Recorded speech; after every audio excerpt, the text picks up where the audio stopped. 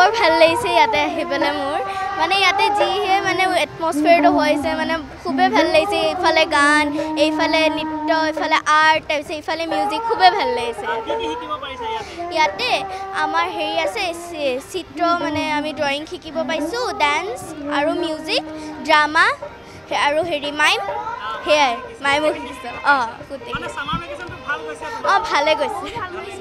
বহুত ভাল লাগিছে কাৰণ অসম চৰকাৰে যোনটো পদক্ষেপ লৈছে আমাৰ বাবে আৰু বহুত বেছি ভাল লাগিছে আৰু তেওঁলোকৰ যোনবোৰ মেনেজমেণ্ট মানে যি ধৰণে কৰিছে খুবেই ভাল লাগিছে আৰু ছাৰহঁতে বহুত ভালকৈ শিকাইছে যোনে যি প্ৰতিভাত যাব খোজে যাৰ যি প্ৰতিভা আছে তাতে সকলো গৈ কেনে চবেই শিকিছে ময়ো লৈছোঁ গান আৰু নাটকত লৈছোঁ আৰু বহুত ভালদৰে শিকাই আছে বহুত ভাল লাগিছে নমস্কাৰ মোৰ নাম সুইটি চৌধুৰী হয় আমি 11 দিনীয়া কৰ্মশালাৰ আয়োজন কৰিছিলোঁ আসলতে গ্ৰীষ্মৰ বন্ধৰ সময়তে যেতিয়া স্কুলবিলাক বন্ধ হয় সেই সময়তে এটা সুযোগ থাকে যে ছাত্ৰ ছাত্ৰীক লৈ কৰ্মশালা আয়োজন কৰিব পাৰি আমি কৰ্মশালাটো ভিন্নমুখী কৰিছিলোঁ যে বৌদ্ধিক সাংস্কৃতিক গোটেইকেইটা দিশতে যাতে উন্নতি হয় আমি সেইকাৰণে সুকুমাৰ কলা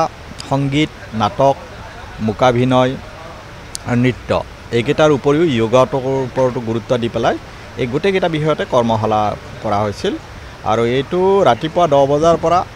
3:30 বজালৈকে তাৰপিছত এটা বৌদ্ধিক কাৰ্যক্ৰম এটা বিশেষ ব্যক্তিৰ একোটা বিষয়ত বক্তব্য থাকে 20 মিনিট সময়ৰ কাৰণে 3:30 বজাৰ পৰা 4 বজাৰ পৰা আমাৰ এটা অনুষ্ঠান হয় সেইটো হৈছে দেশী বিদেশী সিনেমা প্ৰদৰ্শন আৰু সেইখিনি সিনেমা শিশুৰ কাৰণে আৰু গধূলি 4:30 বজাৰ পৰা হয় হেৰি আপোনাৰ সাংস্কৃতিক সন্ধিয়া আৰু এই সাংস্কৃতিক সন্ধিয়াত ছাত্ৰ ছাত্ৰীসকলে ভাগ লয় আৰু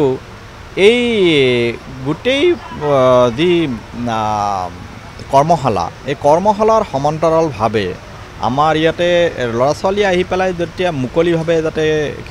উমলিব পাৰে তাৰ কাৰণে ব্যৱস্থা ৰখা হৈছে আৰু ৰখা হৈছে শিশুৰ কাৰণে এখন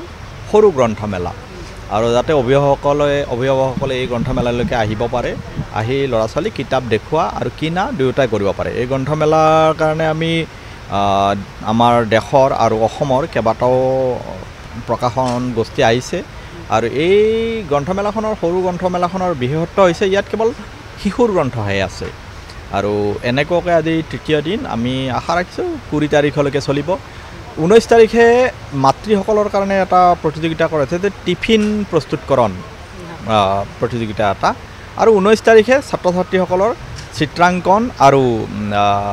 কবিতা আবৃত্তিৰ প্ৰতিযোগিতা এইখিনিক লৈ শেষত বঁটা বিতৰণী সভা অনুষ্ঠিত হ'ব এইখিনিয়ে মূল কাৰ্যক্ৰম আৰু হয় প্ৰায় 200 ছাত্ৰ ছাত্ৰী আমি বাকীবিলাকক আৰু শেষৰ ফালে আমি দিব নোৱাৰিলোঁ কাৰণ আমাৰ ঠাইও সীমিত আমি আশা ৰাখিছোঁ অহা বছৰ আমি আৰু বেছি ছাত্ৰ ছাত্ৰীক দিব পাৰিম এইবাৰ আমাৰ পৰীক্ষামূলকভাৱে হৈছে অনেক ভুল ত্ৰুটিটো হ'বই এইটো আমি এটা ভয়ো কৰি আছিলোঁ যে নতুনকৈ প্ৰথমবাৰৰ কাৰণে আৰম্ভ কৰা হৈছে কিন্তু যিমানখিনি ভুল কমিব পাৰে সেইটো আশা কৰি পেলাই আমি গোটেইখিনি ব্যৱস্থা কৰিছোঁ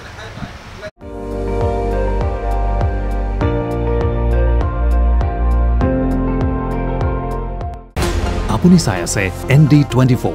সৰ্বশ্ৰেষ্ঠ নহয় সৰ্বোত্তমৰ দৌৰ